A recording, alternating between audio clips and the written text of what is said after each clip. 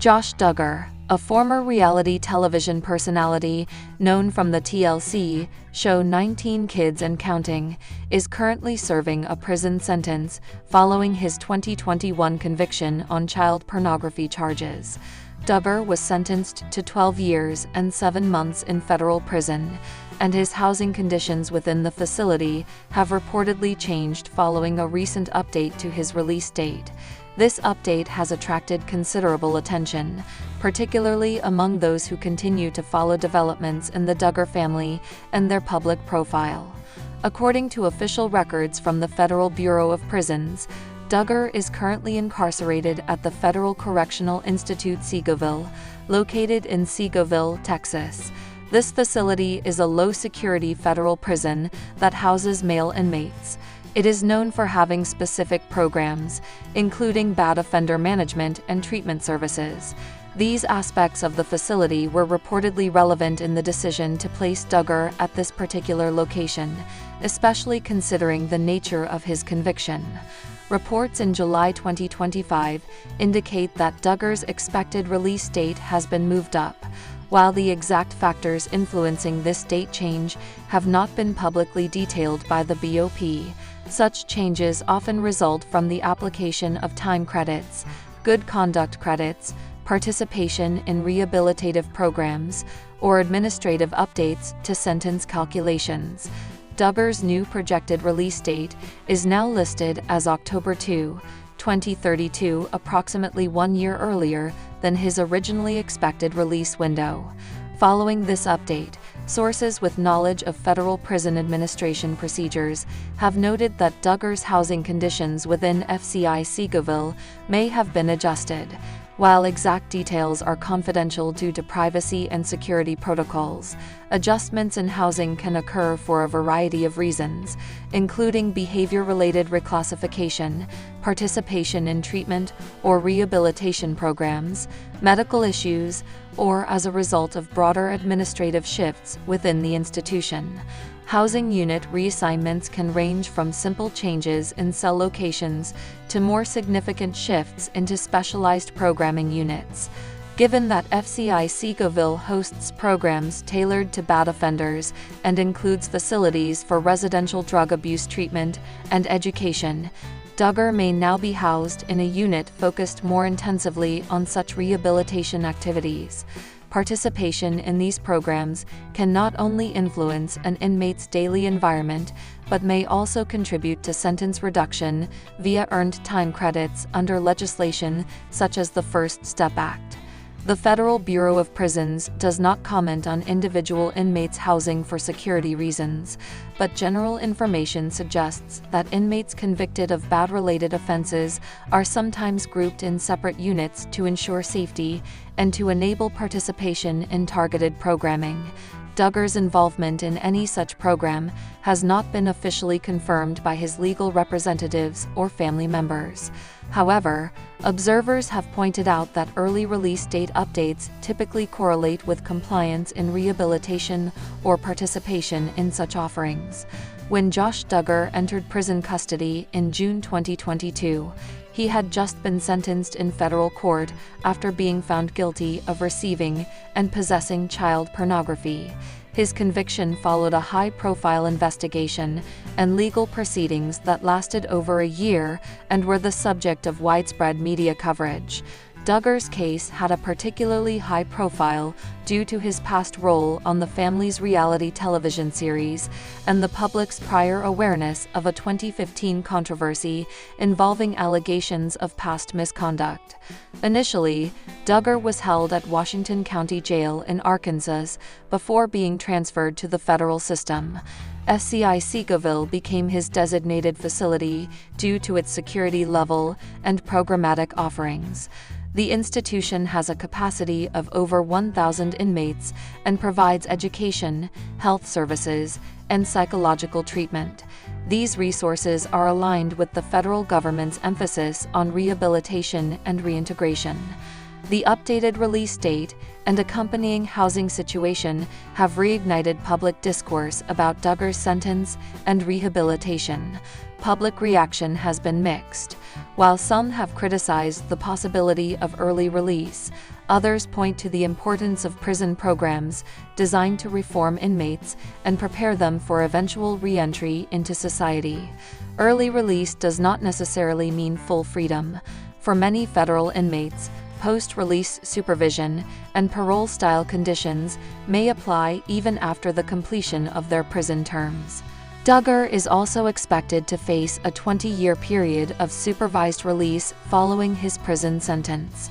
During this time, he will be subject to strict probation conditions, including regular reporting, restricted internet access, and possible mandatory participation in further treatment programs.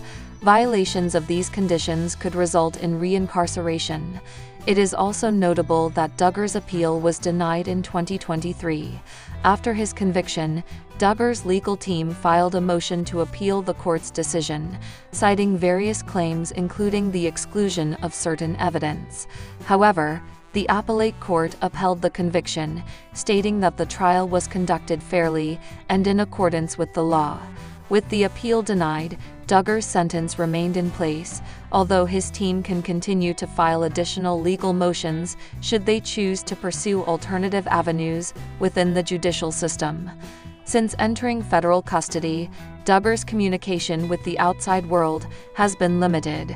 He is allowed monitored phone calls and mail correspondence as permitted by the facility's rules. There have been no public statements issued by Duggar since his incarceration began.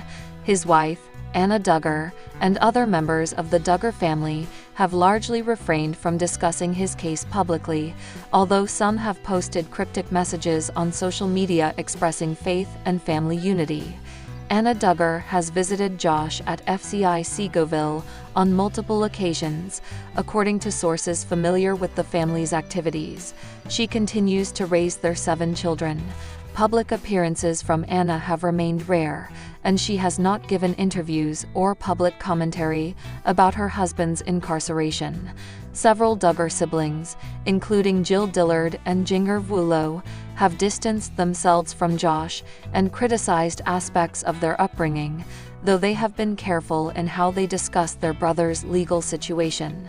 Observers of federal prison policy note that housing adjustments in federal facilities are common and often occur without public notice. Inmates can be moved between units, upgraded or downgraded in security classification, or assigned to different parts of a facility based on routine reviews. These changes may be influenced by behavior, security risk assessments, medical needs, or logistical considerations. In addition to federal programs and institutional protocols, changes to an inmate's release date can result from accrued good conduct time. Under current federal regulations, inmates can earn up to 54 days of good conduct time per year served. Furthermore, under the First Step Act, inmates may also earn additional time credits for participating in recidivism reduction programs and productive activities. If Duggar has participated in such programs, it may have contributed to the 1-year reduction in his projected release timeline. The First Step Act, signed into law in 2018, was designed to reform aspects of the federal prison system, promote rehabilitation, and reduce recidivism. The law includes provisions for inmates to earn early release by engaging in vocational training, education, and therapy. These credits are awarded after assessments and continued participation in approved programs. While the BOP has not confirmed which specific programs Duggar may be enrolled in, observers speculate that his updated release date aligns with standard time credit procedures under this legislation. Throughout Duggar's incarceration, media interest in his case has remained relatively high, with periodic updates on his status and facility conditions. Some advocacy groups have also used his case to highlight broader issues in sentencing, child exploitation law enforcement, and the public accountability of individuals in prominent religious or family-focused communities. Meanwhile, the Duggar family has attempted to move forward with their lives apart from the scandal. Jim Bob and Michelle Duggar, Josh's parents, have maintained a low profile in recent years. TLC canceled Counting On, a follow-up to 19 Kids and Counting, in 2021 following Josh's arrest. Some Duggar children have moved away from the spotlight altogether, while others have authored books, participated in documentaries, or launched individual social media platforms to share their views and values. The relationship between Josh Duggar's criminal case and his family's public image continues to evolve. In a 2023 documentary series produced by Amazon Prime, several Duggar family members spoke out about their upbringing, the expectations placed on them by the Institute in basic life principles, and the impact of the scandals that have surrounded their family. Jill Dillard, in particular, was vocal in the documentary, sharing how family dynamics and religious teachings shaped their responses to the crisis involving Josh. Despite the highly public nature of Josh Duggar's legal case and imprisonment, much of what occurs within the federal system remains shielded from full public view due to policies protecting inmate privacy and institutional integrity. Any changes to his status, housing, or sentence progression are typically reflected only through official federal inmate search databases or rare public disclosures. As of July 2025, Duggar remains housed at FCI Seewald, with a release date now projected for October 2032. Whether this date could change further remains to be seen and depends on his continued behavior, participation in programming, and the application of legal guidelines governing time credits. For now, the revised timeline suggests a slight acceleration in Duggar's sentence conclusion, accompanied by administrative or programmatic housing changes that may align with efforts toward inmate rehabilitation. The long-term impact of Duggar's incarceration on his personal life, family structure, and public perception is yet to be fully understood. Many aspects of his post-release supervision, reintegration challenges, and family relations will unfold in the years ahead.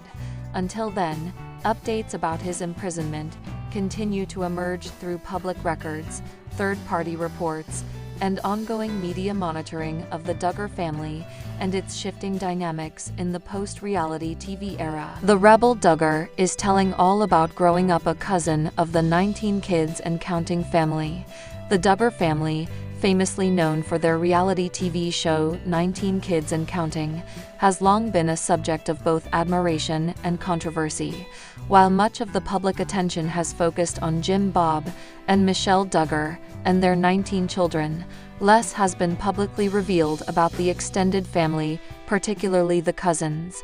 Now, one of the Duggar cousins, who has often been labeled the rebel, is opening up in rare form, giving insight into what it was like to grow up on the outskirts of this highly controlled, religiously devoted, and public family. This Duggar cousin, whose identity has been widely speculated upon in recent years, has chosen to share their perspective in a candid and unfiltered way.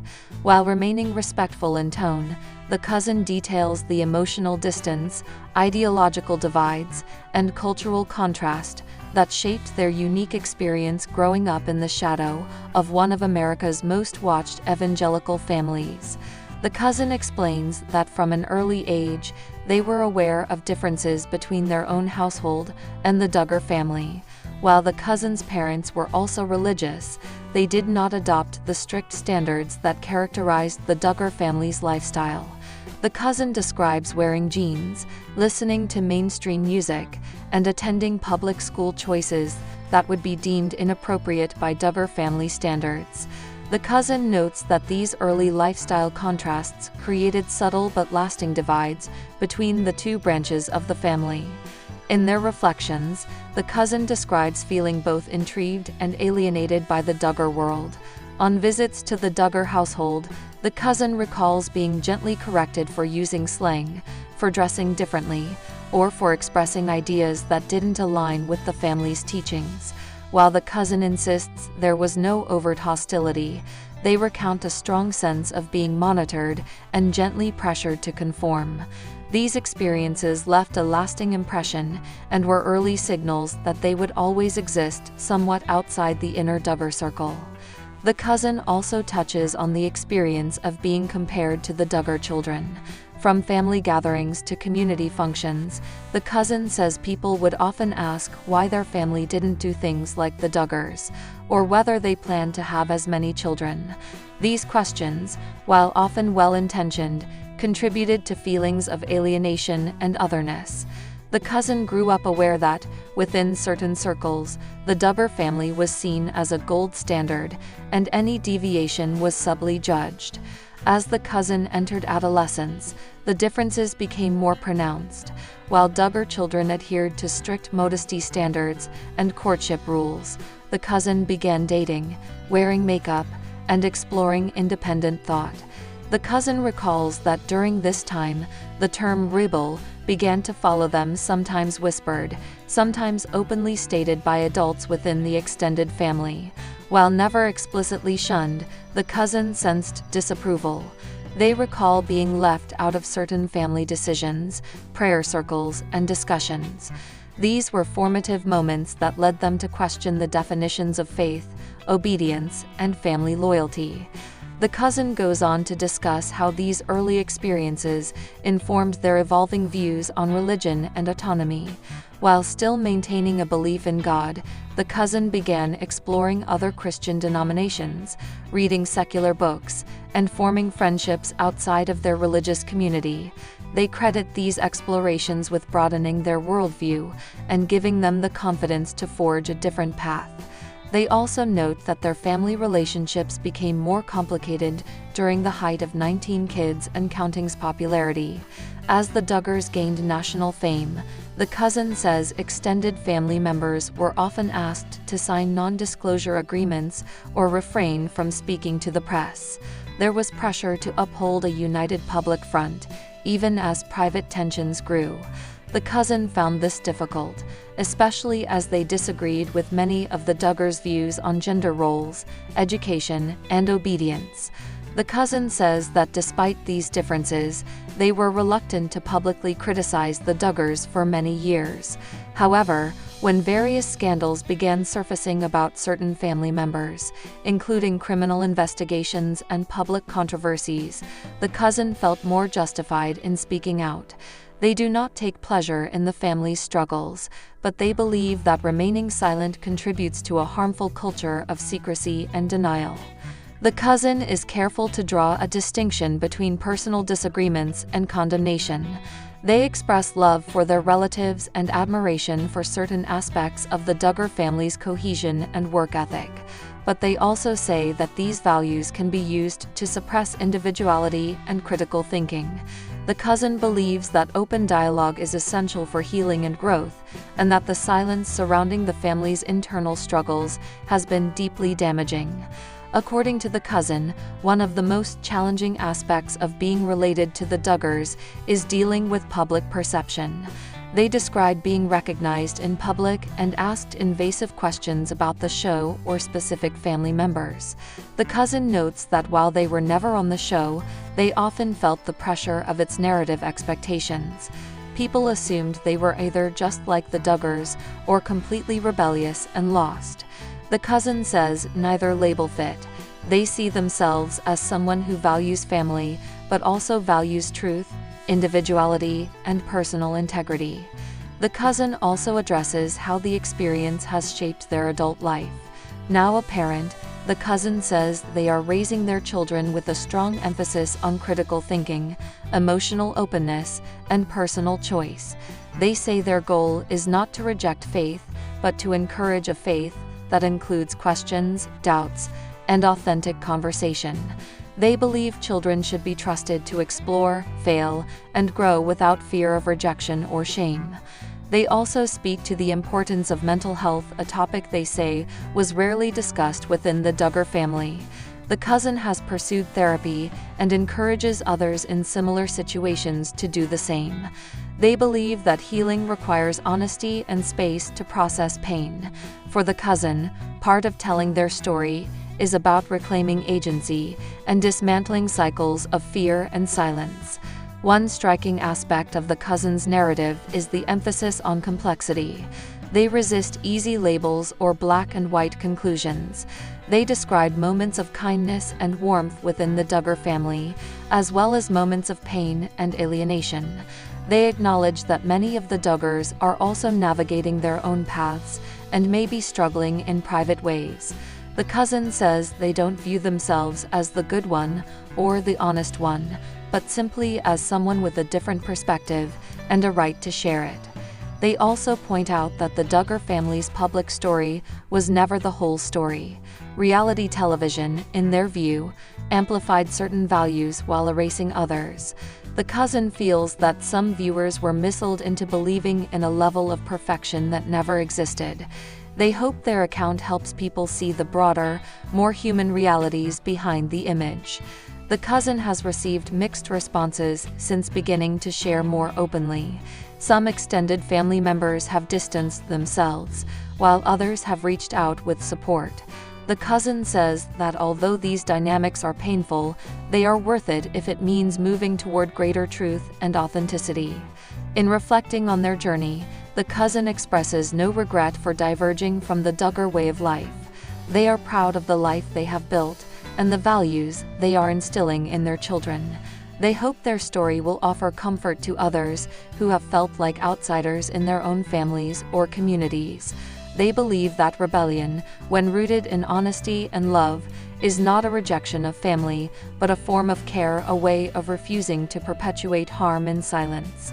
Ultimately, the cousin sees their path as one of reclamation, reclaiming voice, agency, and the right to define their own faith and family values.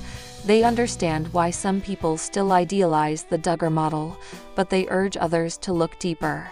Family, they believe, should be a space where all voices are heard and all members are free to grow. In telling their story, the cousin does not seek revenge or vindication. They seek connection and understanding. They hope their words will encourage more open conversations within families, faith communities, and society at large. They believe that by telling the truth, even painful truth, healing becomes possible. This account marks a significant addition to the broader narrative surrounding the Duggar family. While many former family members and insiders have come forward in recent years, the perspective of a cousin, a family insider, with an outsider's experience offers valuable nuance. It highlights how deeply family ideology can shape, isolate, or inspire, depending on one's place within the system. As the Duggar legacy continues to evolve in the public eye, the cousin's voice adds a much-needed layer of complexity and humanity. It reminds readers that every family has multiple truths, and that those who challenge the dominant narrative are often acting not out of spite, but out of a sincere desire for honesty, growth, and healing.